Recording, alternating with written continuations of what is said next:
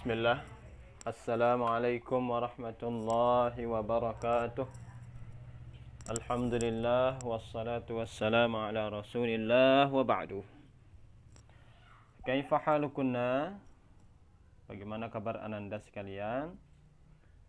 Mudah-mudahan pada bulan Ramadan ini kalian dalam keadaan sehat, dan mudah-mudahan kita semua dilindungi oleh Allah Subhanahu wa taala.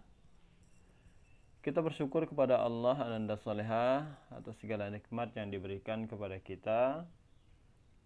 Karena dengan nikmat Allah ananda salihah kita masih bisa dipertemukan dengan bulan Ramadan, dan hari ini kita bisa melanjutkan pelajaran kita. Alhamdulillah. Ananda salihah, hari ini pelajaran kita apa? Nah, hari ini pelajaran kita adalah fikih. Apa tema pembahasan kita hari ini? Hari ini insyaallah kita akan melakukan murajaah bab 4. Ya. Jadi hari ini ananda salihah kita akan murajaah bab 4. Nah, adapun tujuan kita belajar hari ini ananda salihah, kita akan mengetahui kembali arti dan sebab tayammum. Ya, satu ulangi, tujuan pelajaran kita hari ini mengetahui arti dan sebab tayammum. Nah, silahkan ananda salihah yang memiliki buku, silahkan disiapkan bukunya. Nah, ananda salihah, ini dia bab 4 yang akan kita murajaah hari ini tentang pembahasan tayammum. Ya. Nah, ananda salihah bisa lihat pada bukunya halaman 14 ya. Nah, dari murajaah kita hari ini kita akan langsung membahas halaman 15. Nah, Ustaz mulai ya. Nah, kita mulai dari yang bagian A, arti tayammum. Nah, ananda salihah, ketahuilah bahwa tayammum adalah salah satu ajaran Islam, salah satu ibadah yang menunjukkan akan kemudahan agama Islam. Ya. Dan tayammum itu sama seperti wudu. Ya. Jadi tayammum itu adalah ibadah yang kita lakukan sebelum kita hendak sholat. Nah, di bukunya ananda salihah disebutkan bahwa tayammum secara bahasa artinya adalah berniat atau bermaksud. Ya. Jadi secara bahasa tayammum itu adalah berniat atau bermaksud. Kita berniat, berkeinginan, bermaksud, itu sudah tayammum. Ya, itu secara bahasa. Adapun secara istilah ananda salihah, bahwa tayammum adalah mengambil debu atau tanah yang suci untuk mengusap muka dan tangan dengan niat menghilangkan hadas karena tidak mendapatkan air atau berhalangan menggunakan air. Nah, ini dia arti tayammum yang disebutkan dalam buku kalian. Jadi dari pengertian ini kita tahu bahwa tayammum itu menggunakan apa? Air atau debu? Nah, barakallahu fi. Jadi kita tayammum menggunakan debu atau tanah yang suci. Ya. Kalau Ustadz ringkas pengertiannya seperti ini. Tayammum adalah mengusap muka dan telapak tangan dengan debu atau tanah yang suci. Ya, itu dia tayammum. Jadi seperti yang kita contohkan pada pekan-pekan yang lalu di dalam kelas Ananda Soleha, cara tayamum yaitu kita menepukkan kedua telapak tangan kita 1 kali, ya, pada debu atau tanah. Kemudian setelah itu kita usap yang pertama muka 1 kali, kemudian punggung telapak tangan 1 kali. Ya, setelah itu baru boleh sholat.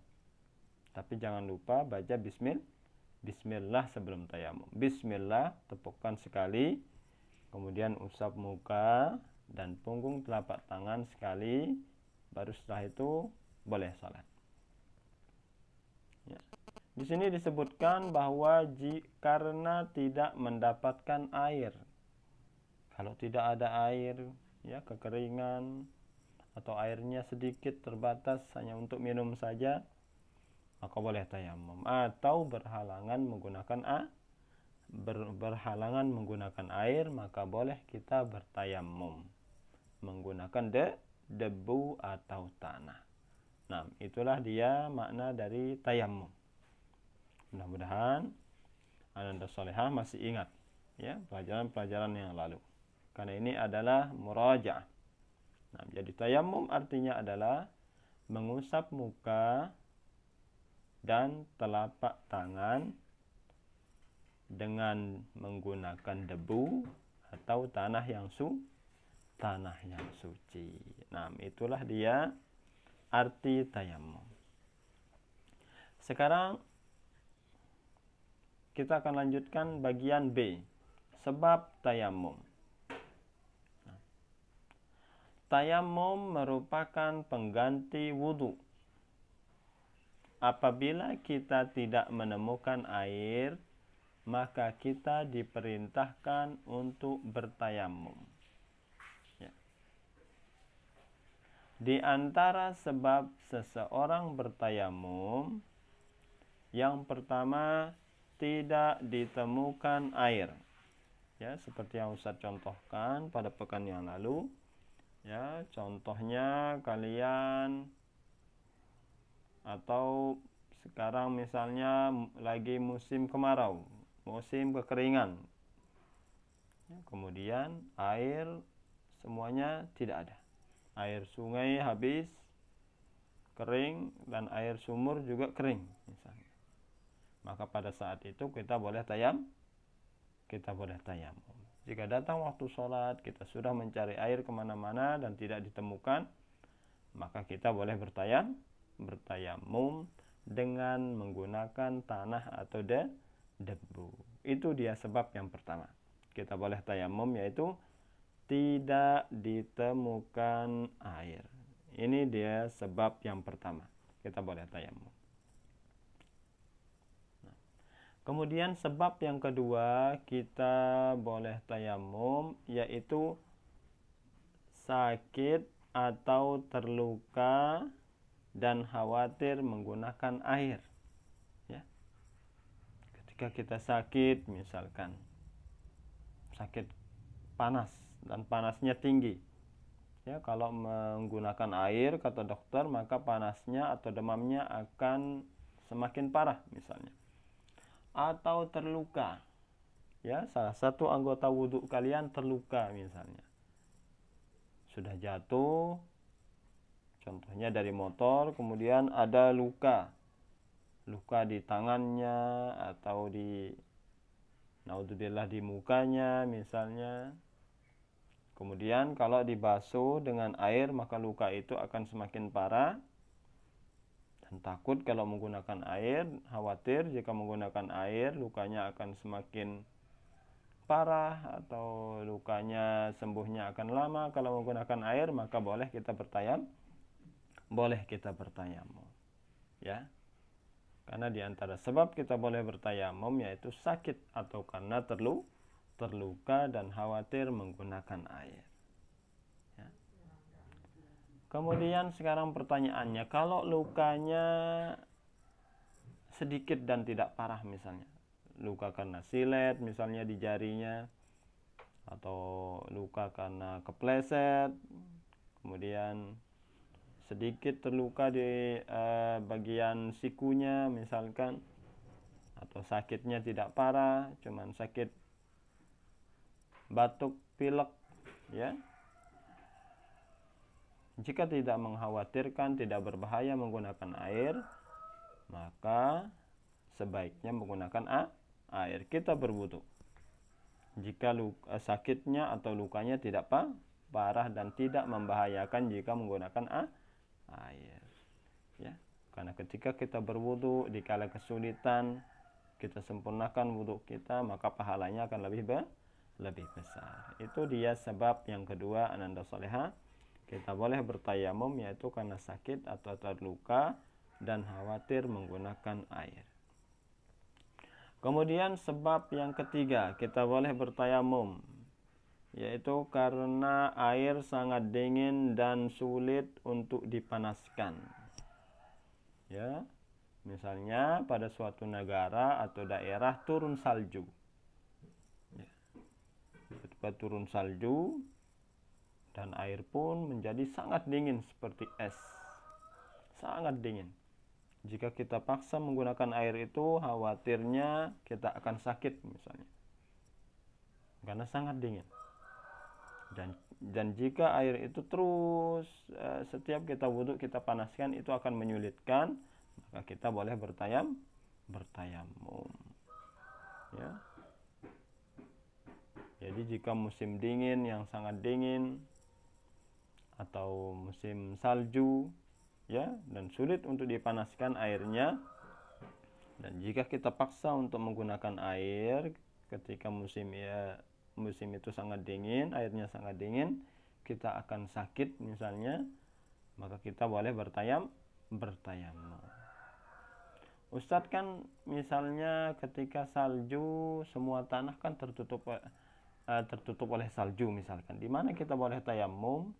Seperti Ustadz jelaskan, kita boleh bertayamum dengan mentepukkan ke telapak tangan kita di tembok misalkan, atau di lantai rumah kalian, atau di atas meja, di atas kursi, di jendela kalian, ya, karena di sana ada debu. Jadi kita bertayamum itu dengan dua, dengan debu atau tanah yang bersih atau suci. Nah, jadi itu dia sebab yang ketiga kita boleh bertayamum.